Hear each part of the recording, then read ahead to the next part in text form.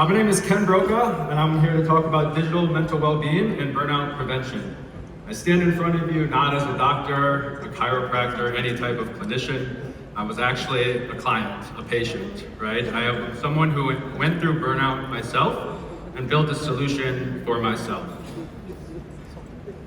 So, most of us know the left side where we remember maybe 10 to 20% of the information from a speech, so I apologize to all the speakers here. No offense, but most of us will remember maybe 10 to 20%. For those of you that are writing notes down, you may learn closer to that 20 to 25% mark, right? So what is an AI mind? Well, before I go into the AI mind, does anyone remember when Google launched, right? So when we were sitting in these conference or seminars, what were we doing? We would write down our notes, and then we would go back to our hotel room and we would Google all the questions that we could not remember, right? And what you were doing is that you were searching Google or another search engine for generic information. And now with the world of AI, you can create your own AI mind. And that's exactly what I did to get out of burnout. So being in India, we looked at the statistic and it's at 59%. Congratulations, you guys are less than the United States. That's where I came from. And unfortunately was one of their statistics, okay? So the question I want to ask is, can AI solve burnout? Or is it going to increase that rate, right?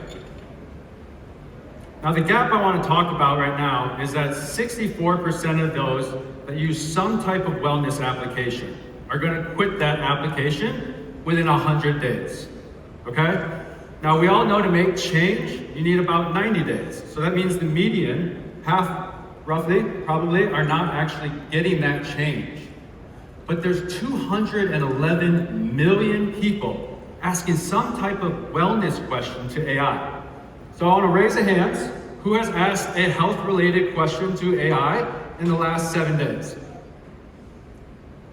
Okay. So it's about 40 to 45 million people per day. Okay? Now, what's the struggle with that? Again, when you ask ChatGPT, Claude, Gemini, who's controlling those answers? Big tech companies, right? So, myself going through burnout, it's not that I wasn't looking for the information. It's not that I wasn't willing to take action. I wanted to hold myself accountable. For some reason, life just throws you curveballs. I just really couldn't get any action to stick. So I was using every wellness app that most of us do. A fitness app, a journaling app. Most of us see screen time, right? We're on our phones way too much. And I want to talk about this one right here called Stress Watch. Has anyone heard of it? Does anyone have a wearable with a watch on it? Okay, well, this one sent me notifications when my HRV trend was out of whack, right? And for the first 2 weeks, it was amazing. I would say, wow, I didn't know I was stressed at this time, right? And I would analyze it, I would journal down what I was stressed about, and in about 2 weeks, I quit. Why did I quit? Because it didn't create change for me, it didn't create action. What I realized is that this is just a tech company giving me some type of push notification that my HRV is out of whack. But what do I do after it, right? So if I did not go to medical school, I don't know what to do. I don't know what I'm reading in regards to that HRV reading or report, right? So Stress Watch, ironically, became very stressful for me, right? So I deleted that app. I started to delete all my other apps, and I started to think, what else can I do? And I started to look out for that human connection. That's something that we all need. So as I stand up here in front of you, as a tech founder, I'm telling you, if you only remember 10% of this, just remember that the human connection is absolutely critical to make change in wellness, okay? And so I started to reach out to professionals that were outside of the United States. Because during my burnout, what I found is that when I could afford to go to a doctor or a therapist, I realized that they were creating burnout just because of the cost. Now I'm from the United States, so does anyone want to take a guess at how much I was paying per month for healthcare? Any guesses? Dollars? I heard $2,000. You win a free water after this. I was paying $2,000 a month for healthcare.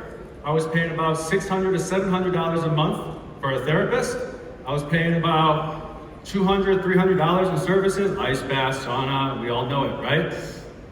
I won't go into the personal issues of why I burnt out, but that alone will burn anyone out, right? I just simply couldn't afford it. But as I started to research outside the United States, thankfully the internet was there, right? This is where I ran into lovely Dr. Arpit, right? This is where I ran into a breathwork coach out of Thailand, a therapist, luckily he was my human therapist in Charlotte, North Carolina, and then also a chiropractor that is in San Diego and Tijuana. I am not close to most of those professionals. So what did I do? I started to build an AI mind. I built the AI mind of Dr. Arpit first. Why? Because I could not afford medical care. So Dr. Arpit, thank you so much to you and your social team for great content on Instagram, because I copied all of that and put it into your AI self. All right, so I could access you 24/7. Your wife would not get mad at me. I could chat with you anytime I wanted. And that, to me, I started to build a real relationship with you. I started to build an AI relationship with Dr. Arpit before I ever even met him. For probably about 3 years, I chatted with Dr. Arpit of what I could do in my burnout scenario. When I did this, I was laying flat in my bed. For over a year, I could not move. So this was my solution. I couldn't even get my butt out of bed to get to a doctor, to get to a therapist. So what did I do? I developed it, right? And the last thing I want to touch on are the assessments. I think this is absolutely critical that it's not really mentioned in the United States, is everyone's bodies are different, right? And so as I started to go to different doctors before developing Dr. Arpit, all I got was, take this pill, take this pill, take this pill, take this pill. And I'm thinking, I'm paying $2,000 a month for this? Come on, right? I realized I was an individual. Why are you recommending me the same pill and it's 10 different doctors, right? I need an explanation. What is it about myself that they're recommending this pill? Are there other solutions? I didn't know the answers to that, right? I needed to understand myself. So I started with a bunch of assessments.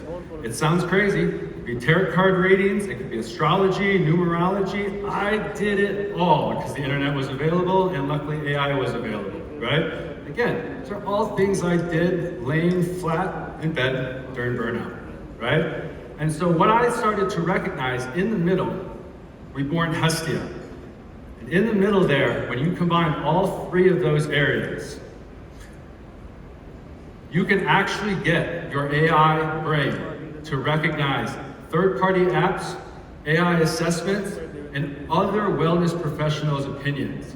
And that became super powerful for me. So not only was Dr. Arpit there whenever I needed him, but I started to chat with him about my sleep score, about my HRV.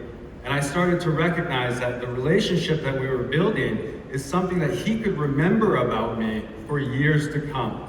And that's something I never had with a doctor in the United States.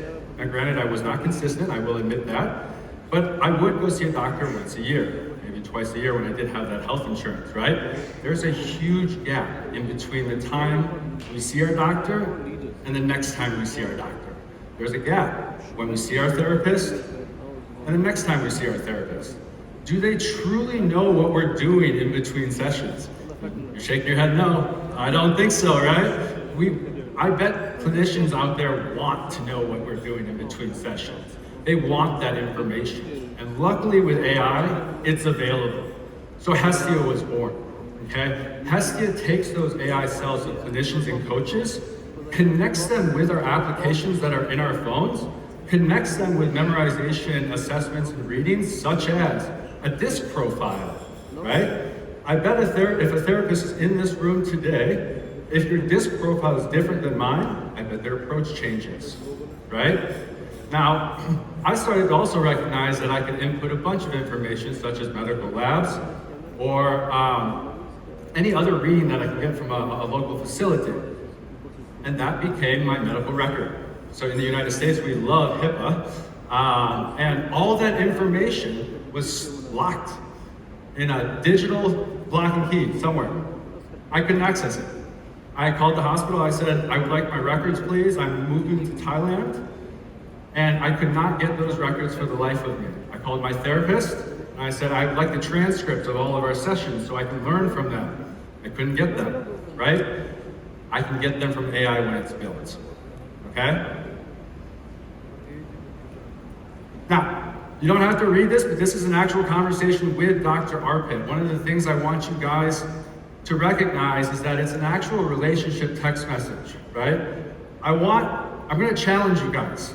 Tonight in your hotel room or even now, pull out your phones, get on Claude, get on ChatGPT and ask one of these questions. Do they know it? Now, if you've been chatting with it for a while, it might know you a little bit. But is it something your doctor would say? Is it something your therapist would say? Chances are no. It's coming from a tech company. So as a tech company, it is our responsibility to embed the human element into every wellness solution. We cannot create change without that human element. It's absolutely critical. So again, I challenge you guys to actually ask your question to ChatGPT, to Claude. But for right now, what I want to do is actually play a phone call with Dr. AI Arpit that I had this morning after my wonderful scuba session and meditation session. So if you could hit play on the audio, and we can actually listen to my phone call conversation this morning in the hotel room.